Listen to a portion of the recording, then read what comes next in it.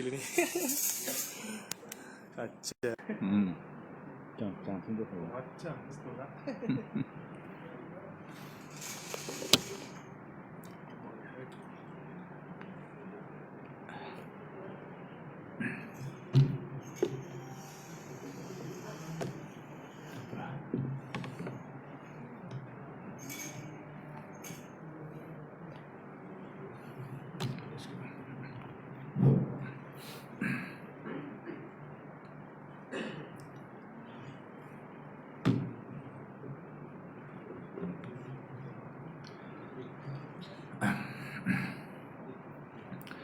أعوذ بالله من الشيطان الرجيم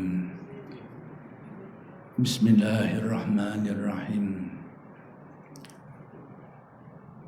الحمد لله رب العالمين وبه نستعين اللهم صل على سيدنا محمد النبي الأمي وعلى آله وصحبه وسلم رب اشرح لي صدري ويسر لي أمري واحلل عقدة من لساني يفقه قولي ولا حول ولا قوة إلا بالله العلي العظيم إلهي أنت مقصودي ورضاك مطلوبي أعطني محبتك ومعرفتك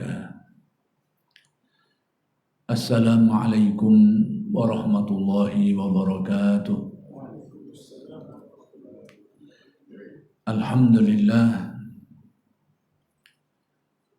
والشكر لله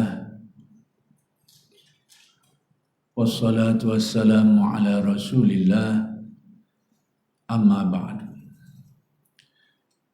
Pertama sekali mari kita sama-sama bersyukur kehadrat Allah Subhanahu wa taala yang telah melimpahkan dan mengurniakan kepada kita bermacam-macam nikmat yang sangat banyak yang kalau kita cuba untuk menghitungnya pasti tidak terhitung.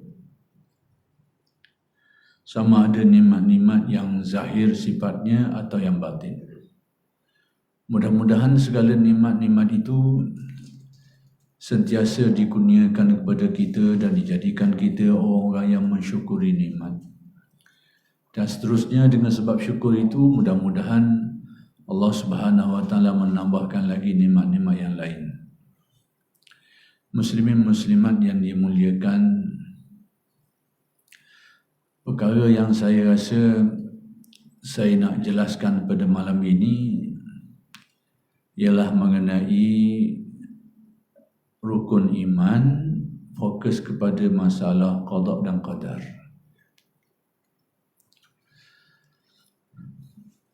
Islam kita ini, agama Islam ini dibina di atas 6 rukun, yakni rukun iman,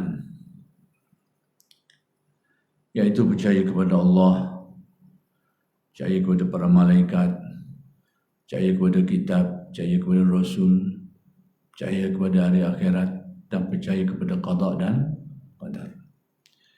Jadi 6 perkara ini adalah tunjang keyakinan seorang Muslim. Jangan sampai kurang. Kerana masalah iman ini bila kurang satu, maka dikira semuanya terbatal. Agak berbeza dengan rukun Islam. Tidak terlaksana itu, maka tidak merosakkan yang lain. Kurang bahagian itu. Tapi rukun iman kita ni kena lengkap. Kena lengkap, yakni 6 rukun itu mesti diyakini dan dipercayai pada kadar yang diperlukanlah. Sebab perkara-perkara yang berkait dengan rukun iman tu tentang Allah, tentang malaikat, tentang kitab, tentang Rasul, hari kiamat, qada dan qadar itu dia ada huraian pendek dan ada huraian panjang. Maka yang menjadi keperluan kita ni iaitu huraian yang pendek itu yang memenuhi kewajipan. Perinciannya itu mungkin bukan menjadi kewajipan lah, tapi lebih baik kalau kita belajar, kalau kita mendalami, maka itu lebih baik, lebih mengukuhkan kefahaman kita. Jadi rukun Islam, rukun iman yang 6 ini yang saya nak beritahu bahawa mazhab yang kita ikuti iaitu mazhab Ahlus Sunnah wal Jamaah, memang rukun iman dia tu berdasarkan kepada 6 perkara inilah. Cuma saya nak sebut sikit, ada setengah aliran pemikiran dalam Islam ini yang bukan lagi jalur Ahlus Sunnah wal Jamaah ni, dia ada ditambah-tambah lagi lah. Kita yang dikenali sebagai hadis Jibril tu, di mana Jibril datang menyamar dalam rupa manusia, bertanyakan kepada Nabi tentang beberapa persoalan penting, antaranya tentang Islam, tentang iman dan tentang ihsan. Kemudian ditanya juga tentang kiamat dan tanda-tandanya. Cuma kalau diperhatikan, kiamat ini merupakan cabang daripada rukun iman. Jadi kesimpulan pentingnya bahawa Jibril yang datang tu menghadap Nabi ni, rupa manusia ni, dia tanya Nabi sebenarnya nak beritahu kepada orang Islam. Bila Nabi jawab, maka jawapan Nabi itulah sebenarnya yang dikehendaki untuk dimaklumkan kepada para sahabat ridwanullah alaihim ajmain dan disampaikan kepada kita pada hari inilah. Jadi paksi agama kita ni 3: Islam, iman dan ihsan. Iman itu pula, kita nak fokus malam ni, iman tu tiang dia 6, seperti yang kita tahulah, yang kita belajar sejak dari kecil lagi, dasar-dasar ni, bahawa iman kita tunjangnya ada 6 rukun dia tu. Baik, jadi cuma saya beritahu bahawa ada dalam setengah mazhab lebih daripada itu. Seperti apa? Seperti sebagai contohlah, dalam mazhab Syiah ni, dia tambah satu perkara lagi yang berkaitan dengan imamah. Imamah ni khilafah lah, pemerintahan, berkaitan dengan pemerintahan dan sebagainya. Jadi dalam mazhab Syiah ni, kalau tak buat benda ni dikira imam kita tu tak sempurna, jadi tak cukup. Adapun dalam mazhab aliran pemikiran mazhab Ahlus-Sunnah yang menjadi pegangan kita dan pegangan majoriti umat Islam seluruh dunia hari ini, tetap dengan 6 tadi tu. Adapun persoalan imamah, khilafah, yang masalah khalifah lah, khalifah negara Islam dan sebagainya, itu masalah-masalah kewajipan, tapi bukan dasar kepada iman. Sebab kalau dalam mazhab Syiah, mereka tekankan itu sebab mereka anggap benda ni satu dasar, tunjang, dan mereka akan buat apa saja untuk tujuan itu. Kita Ahlus-Sunnah ni, kita berusaha, kalau berhasil, kalau tidak, tak apalah, tapi tunjang keyakinan kita tetap kepada 6 rukun iman. Supaya kita nampak tahu. Sebab kadang-kadang saya ingin saya sebut perkara ni kerana hari ini aliran pemikiran ni telah tersebar dan telah terserap masuk dalam kalangan masyarakat Islam tanpa sedar. Seperti contoh yang kita tak nak mengulas malam ni tentang pemikiran Wahabi, pemikiran Syiah. Ia kadang-kadang masuk mempengaruhi kita ni, kita sebagai umat Islam yang belajar agama ni menerusi mazhab Ahlus Sunnah wal Jamaah yang diyakini sebagai mazhab Ahlul Haq, kerana dibahaskan ulama dan merupakan mazhab yang dipegang oleh majoriti umat Islam hari ini, sampai hari ini, sejak dari dulu sampai hari ini. Tapi celah-celah tu kadang-kadang pemikiran-pemikiran asing ni masuk pemikiran-pemikiran Wahabi dalam aspek akidah dan sebagainya. Termasuklah Syiah juga yang masuk pemikiran yang berkaitan dengan khilafah tadi itu, sehingga dianggap perkara yang menjadi dasar, yang kalau tidak tercapai maka dianggap mengganggu iman dan sebagainya. Itu bukan pemikiran Ahlus Sunnah wal Jamaah. Dia adalah satu kewajipan yang perlu diusahakan. Ya, kalau sekiranya tidak berhasil, maka dia tidak mencacatkan iman. Iman tetap berdiri. Baik, fokusnya yang saya nak jelas malam ni berkaitan dengan qada dan qadar. Kalau kita mula-mula sekali kita perhatikan uslub Nabi dalam menjelaskan tentang rukun iman ini. Bila Jibril tanya Nabi, Nabi menjelaskan. Dan perhatikan, saya nak sebut sikit tentang rahsia bahasa Arab. Dan menurut riwayat yang saya sebut ni lah, bila ditanya tentang iman, Nabi berjelas antu'mina billahi wa malaikatihi wa kutubihi wa rusulihi wal yaumil akhiri wa antu'mina bil qadari khairihi wa syarri. Perhatikan. 5 tu dikumpulkan satu, dan satu tu macam dipisahkan. Dan apa barangkali yang dapat kita faham di sini? Bila Nabi menjelaskan tentang rukun iman, mula-mula Nabi kata antu'mina, engkau percaya kepada apa? Disenaraikan billahi wa malaikatihi wa kutubihi wa rusulihi wal yaumil akhir. 5 tu diletak bawah satu perkara. Engkau percaya kepada 5 tu serangkai.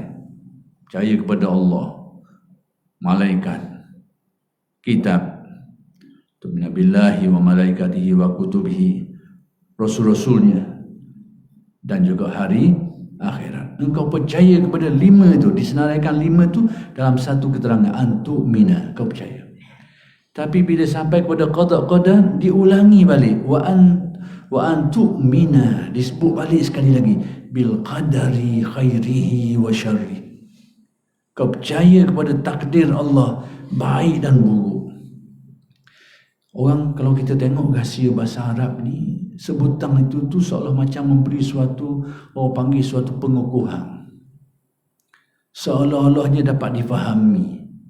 Semacam dapat difahami, hak yang keenam ni, hak ni tempat gocang, tempat gogeh. Tempat banyak persoalan. Banyak hal.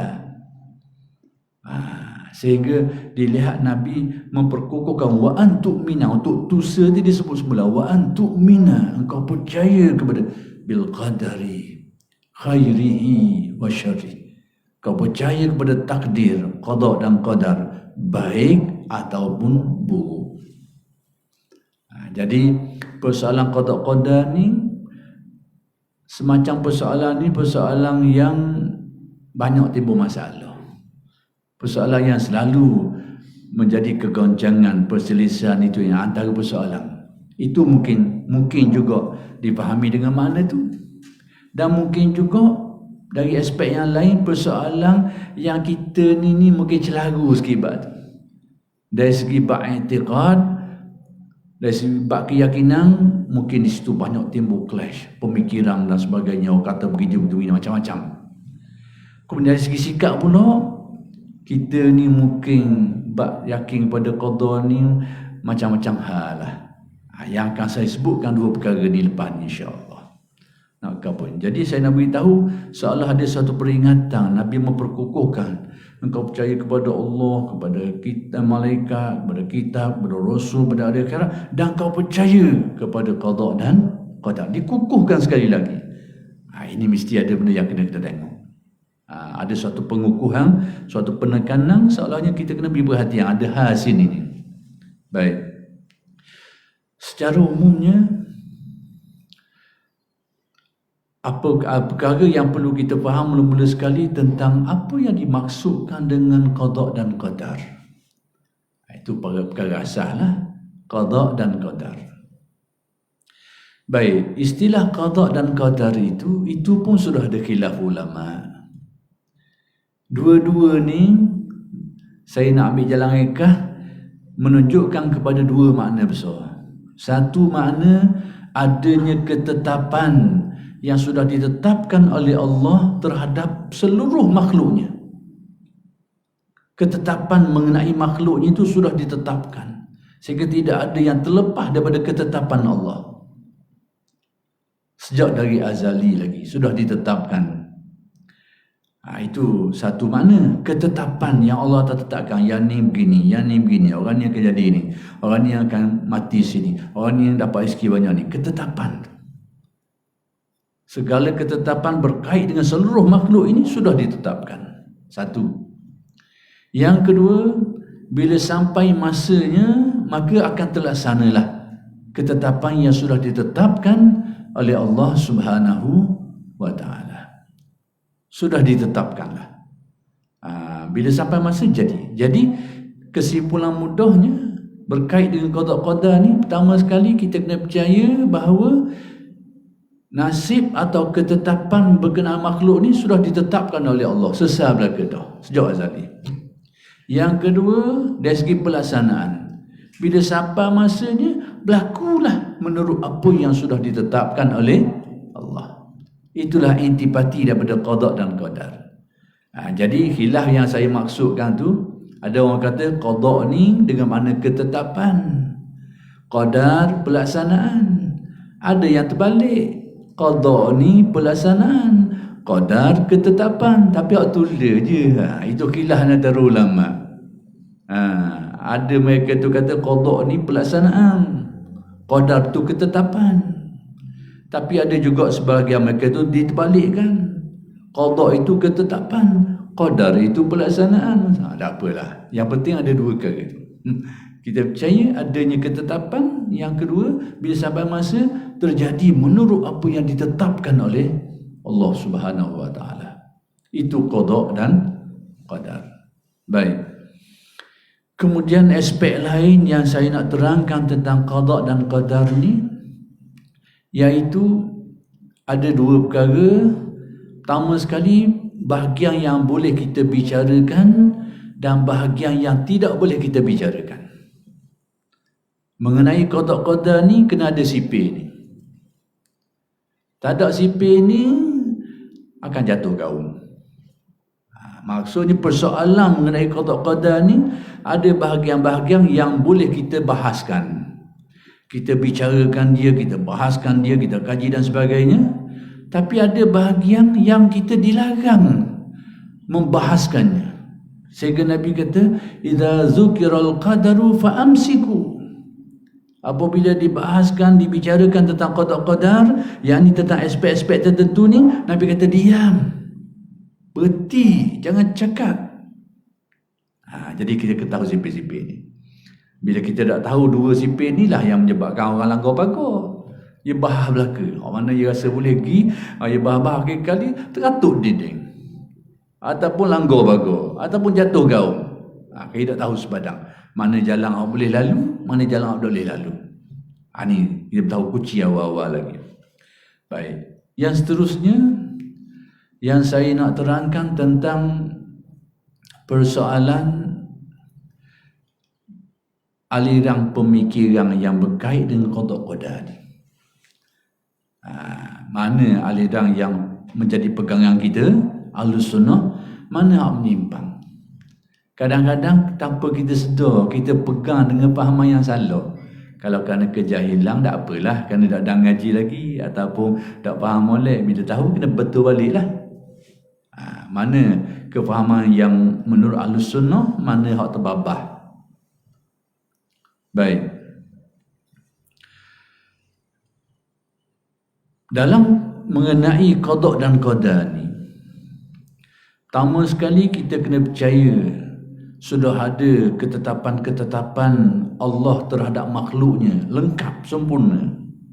Sudah ditetapkan yang bila sampai masanya itu akan berlaku. Itu bahagian ketetapan Allah. Namun manusia ni ada sesuatu yang dinamakan usahanya. Nanti akan saya perincikan aspek ni berkait dengan dosa pahala ni. Manusia ada bahagian usaha dia.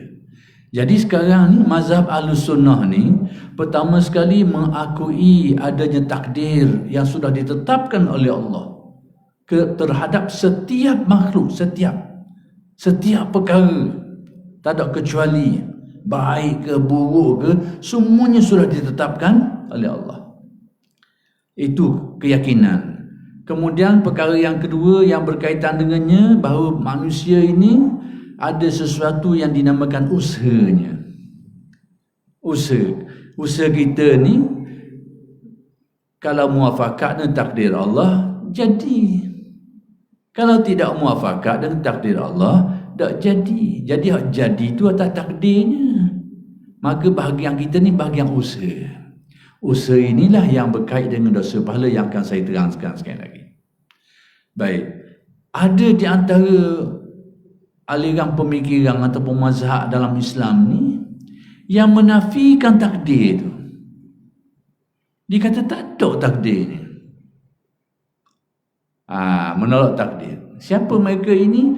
Mereka inilah yang dinamakan sebagai Qadariyah. Jadi Ahlus Sunnah ni jalan tengah. Ada satu golongan dia nafikan takdir. Mereka ini adalah Qadariyah. Sebab apa mereka nafi takdir? Apa tujuan mereka nafi takdir? Nak mewajarkan menurut akal mereka ni, nak mewajarkan dosa dan pahala. Dia kata kalau sudah ditetapkan, apa guna dosa pahala ni? Tak adil lah gitu. Kena tetaplah ke dah. Kenapa orang ni boleh pahala, orang ni boleh dosa? Tak adil. Akal tak ada nak terima. Tak ada nak terima. Jadi untuk mewajarkan manusia ni dosa pahala ni, mungkin pandangan sepik sikit lah. Jadi kalau gitu tak ada takdir dia tu atas kita. Tu buat baik, bolehlah pahala. Buat jahat, tangguhlah dosa. Tak ada takdir. Itu masuk akal. Masuk akal. Kena. Tanpa disedari sama ada sedar ke tak sedar ke, bahawa kefahaman ini berarti menolak takdir yang sudah sabit dengan dalil, yang merupakan salah satu di antara 6 rukun iman tu. Tanpa sedar. Bila nafi takdir, berarti dia telah merosokkan satu tiang di antara 6 tiang iman yang wajib kita yakini. Itulah Qadariyah. Mereka ni berfahaman bahawa Allah Ta'ala menciptakan kudrat pada manusia, kemudian diberi autonomi. Autonomi dengan erti manusia ni boleh buat sewenang-wenangnya, tak berkait dengan takdir dah. Atas dia belaka. Cuma kudratnya tu diciptakan oleh Allah. Dicipta tetap dicipta lah. Tidak kata kudrat dia tu qadim. Diciptakan oleh Allah. Cuma dia beri autonomi, kuasa penuh. Bila sebut kuasa penuh ni, tak berkait dah dengan kudrat Allah. Tak berkait dah dengan iradat Allah. Tak berkait dah dengan takdir Allah. Jadi kat mana masalah pegangan ni? Kat mana masalah dia? Pertama sekali, bila dia kata, golongan ni kata manusia ni ada kuasa mutlak, autonomi, tak berkait dengan tak berkait lagi dah dengan takdir Allah. Berarti dia telah membatalkan salah satu di antara tiang-tiang iman. Satu. Bila mereka kata tak berkait lagi dengan kudrat, berarti kudrat Allah Ta'ala tu sudah kurang, terbatas. Ada benda yang terlepas daripada kudrat Allah. Sedangkan hakikat kudrat ni sempurna. Apa maksud kudrat Allah ni sempurna? Dia mencakupi semua benda. Tak ada makhluk pun, walaupun sekecil-kecil makhluk, yang terlepas daripada taklukan kudrat Allah. Jadi bila kita kata manusia ni ada kudrat, secara autonomi boleh buat apa saja menurut kehendak kita, tak berkait dengan kudrat Allah Ta'ala, berarti dia telah rosak keyakinan dia terhadap kudrat Allah yang sempurna.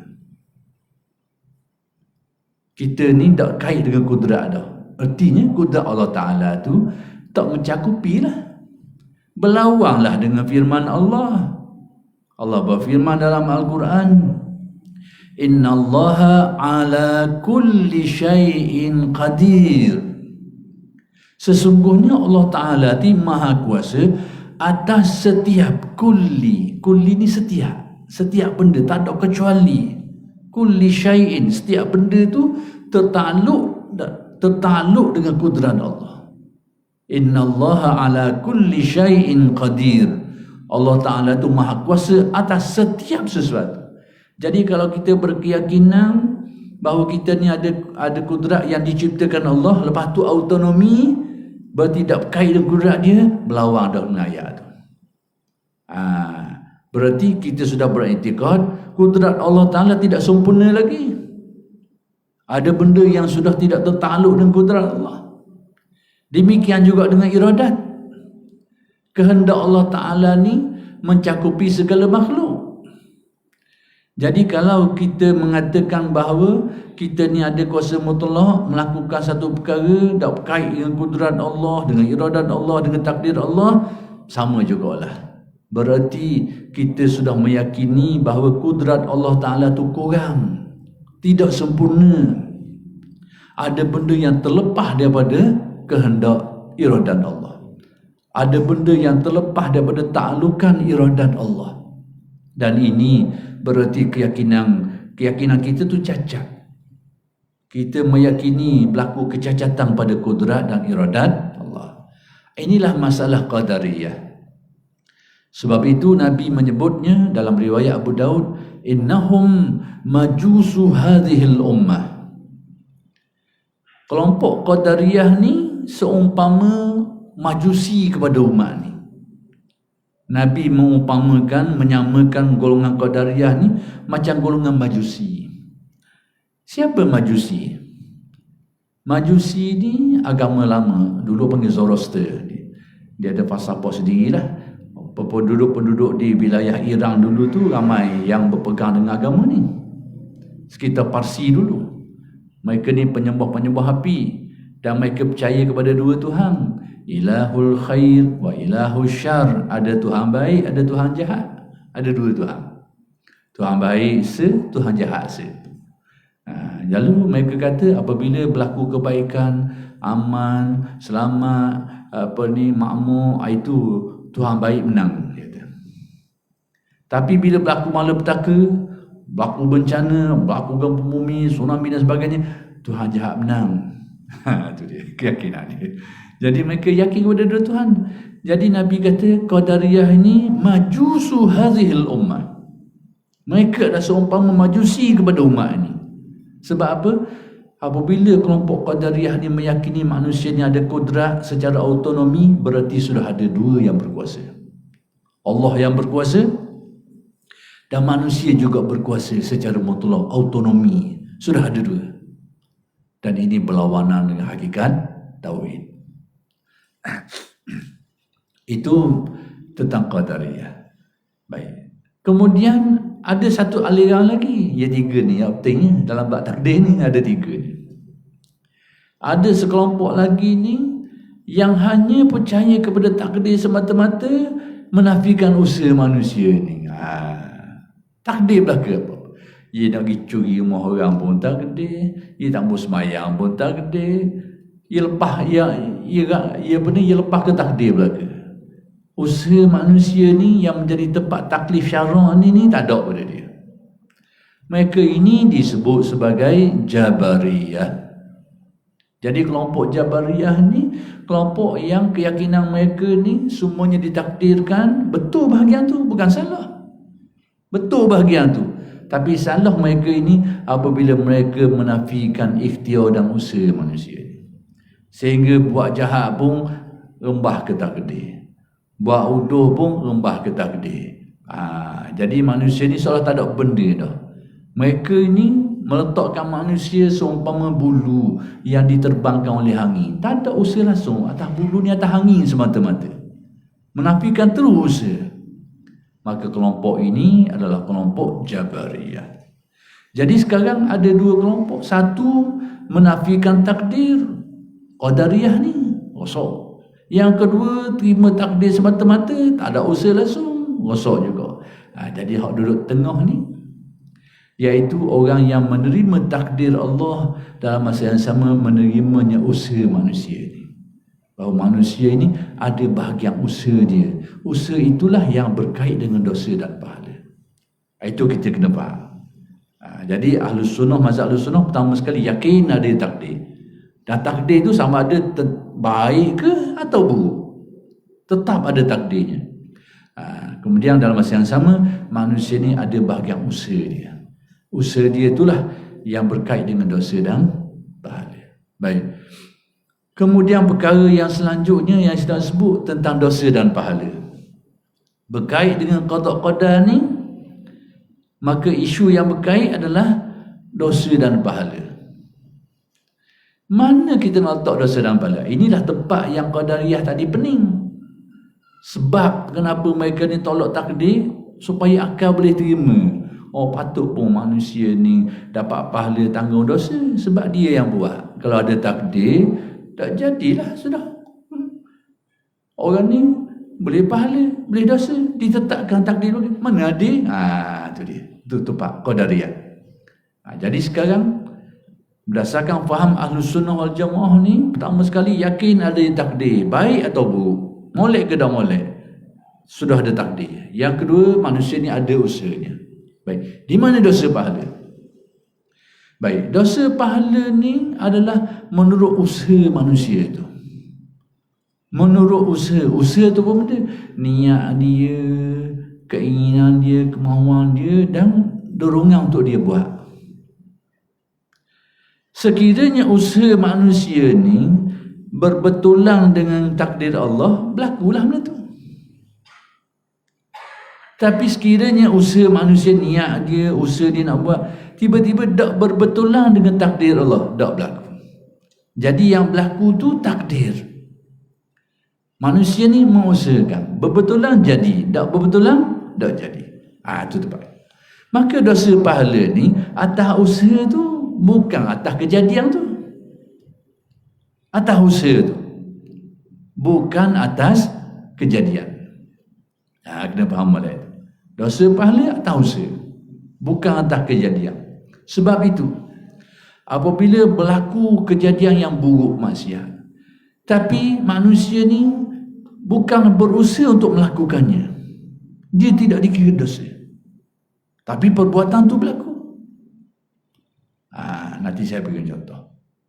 Jadi sekarang dosa pahala ni kena tengok atas usaha.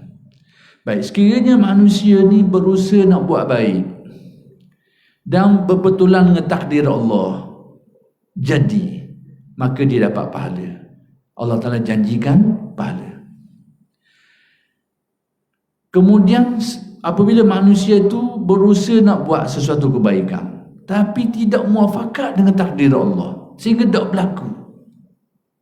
Dia berusaha nak buat baik tapi tidak berbetulan dengan takdir, tak berlaku sekarang. Maka dalam bab buat baik ni, Allah Ta'ala beri juga nilai yang dia. Allah Ta'ala kurnia, sekalipun tak berlaku, tapi atas niat baik dia tu, usaha dia tu, dinilai juga. Itu disebut sebagai neraca al-fadlu, kurnia Allah. Adapun bab kejahatan ni, bila seseorang tu berusaha nak buat jahat dan berbetulan dengan takdir Allah, berlakulah dia akan tanggung dosa. Dia tanggung dosa. Tetapi sekiranya dia berusaha nak buat jahat, ada niat dan memang cuba nak buat kejahatan, tapi tidak muafakat dengan takdir Allah, maksudnya tak berlaku, maka tidak dikira lagi. Baik, kalau hak pertama tadi tu, orang yang usaha nak buat baik tapi tidak muafakat dengan takdir Allah, tak berlaku, tapi dikurniakan juga. Contoh mana? Orang yang ada niat dia nak bangun awal subuh, nak tahajud contohnya, dia berusaha, dia tidur awal, dia pasang jam loceng, tapi niat nak bangun, niat dia sungguh-sungguh hati nak bangun pagi esok, nak semayang ke, nak berzikir ke, nak buat baik. Memang niat beradang, dia usaha dan dia cari jalan dah. Tidur molek bini dia, siapa masa tak jadi sekarang. Bunyi jam loceng automatik tangan letak tutup. Tak jadi. Dah sedar, esok dah ingat. Sedar tak sedar, jam apa? Tak pusing. Jadi dia niat nak buat baik, tapi takdir tak muafakat, tak berlaku. Tapi dia tetap dikira. Tetap dikira. Kenapa? Kerana Allah Ta'ala menilai kebaikan dengan fadluhu, dengan kurnia dia. Baik, orang yang niat nak buat jahat tapi tak berlaku juga,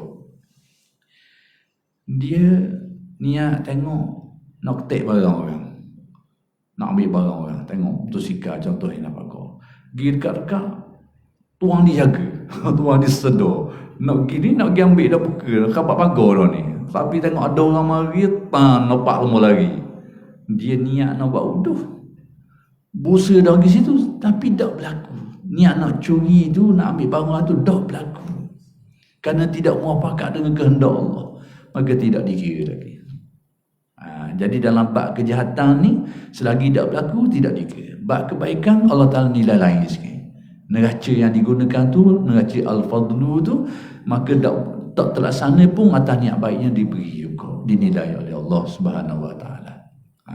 Maka dosa pahala tu berkait dengan usaha, bukan kejadian tu.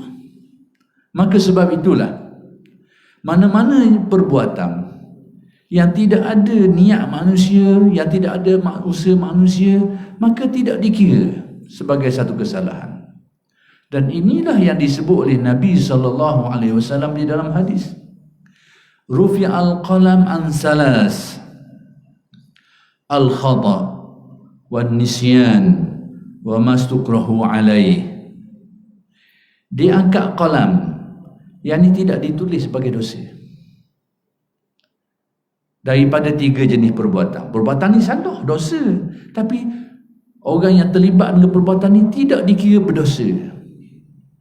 Dah perbuatan apa? Nabi senarai 3 sini. Al-khata', perbuatan yang berlaku kerana tersalah. Perbuatan tersalah ni tahu sajalah, tak ada niat lah, salah. Bila sebut salah kok, memang tak niat dia. Dia dia tengok contoh ni lagi kedai, dia beli makanan lauk ikan gorengnya. Lepas tu entah mana orang lain mari tak beli lauk hok mahal-mahal sikit, ikan teri contohnya. Jadi mungkin salah ambil, jadi dia ingat hak dia ambil bahagian, ataupun tak kira lauk apa benda. Jadi makanan lah senang. Contoh mudah gini, makanan satu tempat tu kemudian ada orang ambil, lepas tu toh dia, orang salah ambil, dia pun salah juga. Jadi sekarang ni orang lain yang ambil hak dia ambil hak orang, kerana dia ingat hak dia. Jadi kita tahulah, bila ambil hak orang ni dari segi syarak memang salah lah, dosa lah. Tapi oleh kerana benda ni berlaku secara khata', salah, maka tidak dikira dosa. Sama juga orang yang ini biasa berlaku dulu, orang yang pergi ke orang buru dalam hutan lah biasanya. Banyak kali berlaku, kita dengar kisah-kisah orang dulu kata nak pergi nembok kijang, nak pergi nembok pelanduk, tiba-tiba kena orang. Jadi kita tahulah memang tak ada kena-mengena, tak ada tujuan pun nak tembok orang. Tapi mungkin kat dalam hutang dan sebagainya, orang terlintah ke apa ke, kena dah sekarang. Banyak berlaku dah benda ni. Baik, macam mana status orang yang tadi tu, yang tertembok mati orang? Kalau kita tengok secara zahir, macam dia bunuh, mati dah orang ni. Kerana senapang dia tu, mati orang tu. Lalu dia macam mana? Maka orang ni di sisi Allah tidak dikira berdosa. Tetapi di sisi manusia, kena masuk mahkamah dululah. Sebab kita tak tahu macam mana nak ukur dia sengaja tak sengaja. Kena tengok undang-undang mahkamah dulu, nilai gitu gini sama ada sengaja tak sengaja sebagainya. Itu undang-undang dunia. Tapi di sisi Allah Ta'ala tidak dikira berdosa. Sebab apa? Benda tu khata', dia salah. Oleh kerana salah ni, siapa dia tahu, kita tak tahu. Punya badan ialah yang tahu. Jadi kalau dia betul-betul salah, maka di sisi Allah memang tidak dikira berdosa. Di sisi manusia ni kena carilah. Nisyan, lupa. Bila sebut perbuatan tu berlaku kerana terlupa, kita fahamlah itu bukan kehendak dia lah tu. Dia dah ingat galik duk nukang, duk semayang zuhur asar. Dah ingat galik nukang, galik boleh berlaku ni, boleh berlaku. Galik duk lalu ni mungkin kerja tu kerja dia minat, dah tahu galik. Terlepas tu semayang asar ke zuhur ke. Baik, sekarang dia memang tak semayang lah ke. Secara zahirnya dia terlepas, dia tak semayang lah. Tapi oleh kerana dia ni terlupa, Dia dah ingat, bukan dia nak buat benda tu, dia bukan dia rancang, dia niat tak mau sembahyang, memang dia terlupa. Jadi maka di sisi Allah tidak dikira dosa. Tidak dikira. Perbuatan tak sembahyang tu berlaku dah atas diri dia tu. Dia tak sembahyang. Tapi oleh kerana itu bukan niat dia, bukan kemahuan dia, bukan usaha dia, maka tidak dikira dosa. Demikian juga perbuatan-perbuatan yang terpaksa. Dia dipaksa, memang dia rasa dia terpaksa buat benda tu kerana dipaksa, mengacam nyawa dia. Dan dia memang takut dengan ancaman tu, sehingga dia buat satu perkara yang salah dari segi syarak. Maka di sisi Allah dia tidak dikira berdosa. Maka balik kepada persoalan asal, masalah dosa pahala ni masalah usaha tu, bukan masalah kejadian. Kerana kejadian itu semata-mata takdir Allah. Dosa pahala ni atas usaha. Jadi dah kalau kita nak tanya pula usaha tu pula, jangan tanya. Itulah Nabi kata iza zukiral qadaru fa'amsiku. Bila disebut tentang takdir ni dalam aspek-aspek tertentu ni, soal-soal lagi ni, fa'amsiku Nabi kata, kena diam, kena stop, berhenti, jangan cakap lebih lagi lah. Jadi ada bahagian-bahagian tertentu yang kita dilarang daripada memperincikan dia tu. Sebab kalau perinci kau, dia akan sama ada jadi qadariyah ataupun jadi jabariyah. Itu dia. Baik. Kemudian persoalan lain sikit lagi. 5 minit ke boleh dah? 5 minit. Persoalan lain yang berkait dengan takdir ni boleh berubah ke tak? Ini antara isu yang orang orang banyak soal lah. Kalau tak berubah dah, usaha buat benda lagi. Dia pakai Allah tu. Baik. Maka disitulah ulama telah membahagikan takdir ni kepada dua, iaitu takdir yang mubram dan takdir yang mu'allaq. Sebenarnya takdir itu saja, tapi oleh kerana nak sesat kepahaman ini, maka ulama buat pecahan tu. Takdir sebenarnya takdir yang ditetapkan Allah sejak azali. Sudah ditetapkan Allah. Dan itu rahsia. Takdir ni, ketetapan Allah terhadap makhluknya, tarafnya adalah rahsia. Apa makna rahsia? Orang lain tak tahu. Kecuali orang-orang yang diberitahu oleh Allah pada kadar yang dikehendaki oleh Allah. Tapi pada dasarnya rahsia ni, takdir ni rahsia Allah. Maka adalah di kalangan hamba-hamba Allah yang diberitahu. Sebahagiannya, bukan semuanya, sebahagiannya. Ada benda yang tak diberitahu. Kalau tentang hari kiamat, memang yang itu menjadi rahsia, tidak diberitahu kepada sesiapa pun, walaupun malaikat muqarrabin, malaikat yang dekat. Muqarrabin ni malaikat yang paling tinggi tarafnya, yang dekat dengan Allah Ta'ala ni, itu pun tak tahu. Kerana sebab apa? Takdir ni rahsia Allah. Jadi takdir yang merupakan kehendak Allah, ketetapan Allah itu, yang sabit pada ilmunya itu, sejak azali itu orang panggil takdir yang mubram. Hak ni tak akan berubah dah.